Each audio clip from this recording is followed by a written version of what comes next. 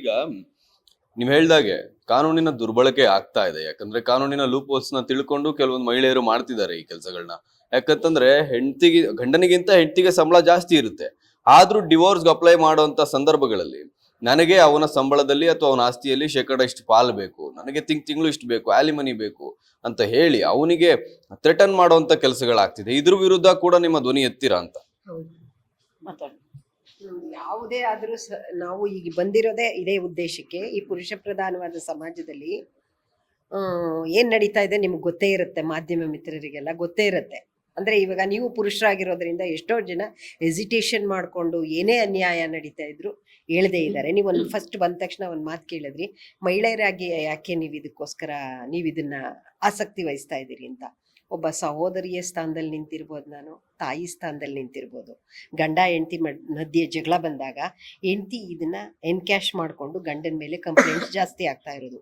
ಆಮೇಲೆ ಇನ್ನೊಂದು ನೀವು ಐಡೆಂಟಿಫೈ ಮಾಡೋವಂಥ ಒಂದು ವಿಷಯ ಏನು ಅಂತಂದರೆ, ನಮ್ಮ ಕರ್ನಾಟಕದಲ್ಲಿ ಹೆಂಡತಿ ತಾನು ಗಂಡನಿಗೆ ದೌರ್ಜನ್ಯ ಮಾಡಿ ನಾನೇ ದೌರ್ಜನ್ಯಕ್ಕೆ ಒಳಗಾಗ್ತಿದ್ದೀನಿ ಅಂತ ಹೇಳಿ ಸುಳ್ಳು ಕಂಪ್ಲೇಂಟ್ ಮಾಡೋದ್ರಲ್ಲಿ ಕರ್ನಾಟಕ 3ನೇ ಸ್ಥಾನದಲ್ಲಿದೆ.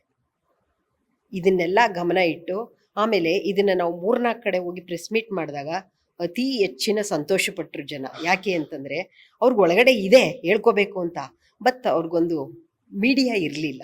ಈಗ ನಮ್ಮಂಥವ್ರು ಇರುವಾಗ, ಈಗ ಮಹಿಳೆ ಹೇಗೆ ಮಹಿಳಾ ಆಯೋಗ ಬಂದ ತಕ್ಷಣ ನಮ್ಗೆ ಇವ್ರು ಇದ್ದಾರೆ ಅಂತ ಹೋಗಿ ಪ್ರತಿಯೊಬ್ಬರೂ ಹೇಳಕ್ ಆಸಕ್ತಿ ವಹಿಸಿ ಹೇಳ್ಕೊಳ್ತಾರೆ. ಆದರೆ ಪುರುಷರಿಗೆ ಅದಿಲ್ಲ. ಏನು ಮಾಡೋದು, ಬೆಕ್ಕಿಗೆ ಗಂಟೆ ಕಟ್ಟೋರು ಯಾರು ಅನ್ನೋದು ಒಂದು ಇರುತ್ತೆ, ನಾವು ಹೇಗೆ ಹೇಳ್ಕೊಳ್ಳೋದು ಅಂತ. ಈಗೊಂದು ಈ ರೀತಿ ನಾವು ಸಂಸ್ಥೆ ಮಾಡಿರೋದ್ರಿಂದ ಅವ್ರಿಗೂ ಒಂದು ಧೈರ್ಯ ಬಂದಂಗೆ ಆಗತ್ತೆ. ಅವರು ನಮ್ಮ ಹತ್ರ ಬಂದು ಕಂಪ್ಲೇಂಟ್ ಮಾಡ್ಬೋದು.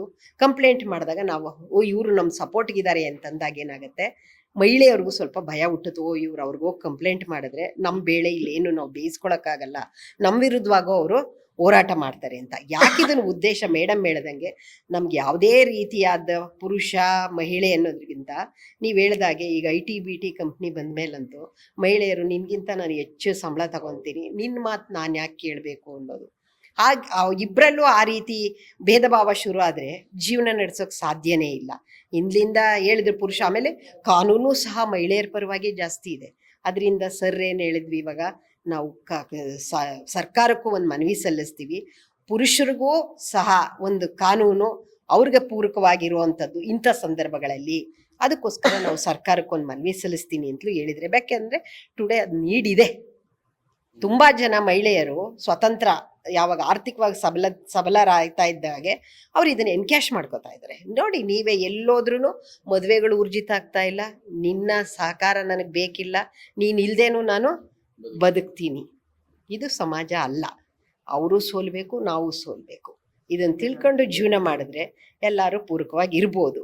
ಇಲ್ಲ, ಬೇಕಾಗೇ ಇಲ್ಲ. ನಮ್ಮದು ವೆಸ್ಟರ್ನ್ ಕಂಟ್ರಿ ಅಲ್ಲ, ನಮ್ಮದು ಟ್ರೆಡಿಷನಲ್ ಆಗಿರೋಂಥ, ನಾವು ಭಾರತ ದೇಶದಲ್ಲಿ ಸಾಂಸ್ಕೃತಿಕ ದೇಶದಲ್ಲಿ ಇರೋದ್ರಿಂದ ನಾವು ಅದಕ್ಕೆ ತಲೆ ಬಾಗಲೇಬೇಕು.